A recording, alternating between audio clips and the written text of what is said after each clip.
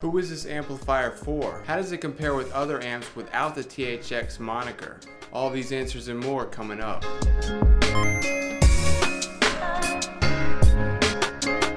Greetings, Boss Ed, and welcome aboard. Stuart Charles here, HomeStudioBasics.com, helping you make sound decisions leading to a beautiful audio experience that will make you fall in love with music, not gear, all over again. So, who is the SH-9 for? This desktop amplifier with Bluetooth capability targets the audiophile snob in you. With its balanced XLR headphone input and balanced XLR dual inputs on the back for use with a separate DAC. You can also use the SH-9 single-ended or unbalanced with its RCA inputs. Do keep in mind that this is an amp only. You will need a separate DAC for it to function. On the front, we've got an XLR input for your balanced cables, as well as a single-ended 1/4-inch jack for use with unbalanced connections. The middle contains the interface, and on the right is the volume potentiometer. Hold the volume pot to bring up the menu. It's a short hold. A long hold turns the unit off. For me, this is a minor nitpick. Sometimes I end up turning off the unit by accident. Here you can cycle through your input gain, volume mode, brightness, etc.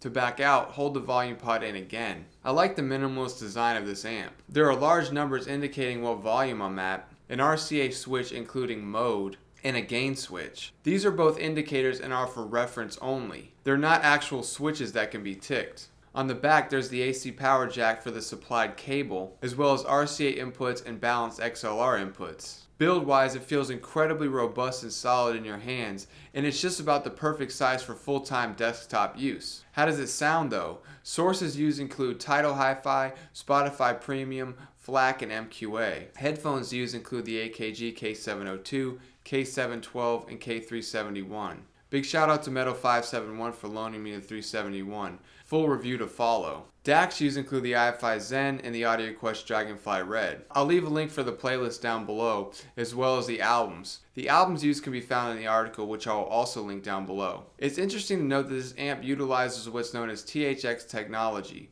I also wrote an article about that, link down below.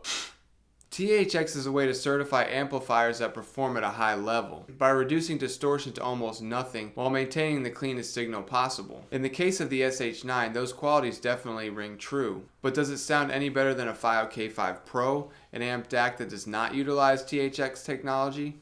I went back and forth extensively trying to discern any differences, but couldn't. Both are very clean sounding, but the K5 Pro may be a tad warmer. This is likely due to its somewhat higher output impedance at 1.2 ohm. The SH-9 is advertised as close to 0. The problem for me boils down to total harmonic distortion numbers. We're talking about a potential difference that comes down to fractions of a percentage. The S.M.S.L advertises less than 0.00006% versus 0.004% for the K5 Pro. It looks like a big difference at first glance, but in reality isn't when you're actually listening to music. I'm bringing this up because THX's main claim to fame is low distortion and a clean signal. The truth is that most amplifiers nowadays already have super low total harmonic distortion. It's already entirely minuscule if we're being honest. The words THX technology stamped on the top of the SH-9 don't make me want to buy it over any other amp, especially when I can pay less and achieve the same effect. Even with that said, it still can be beneficial to have one simply because of the balance feature,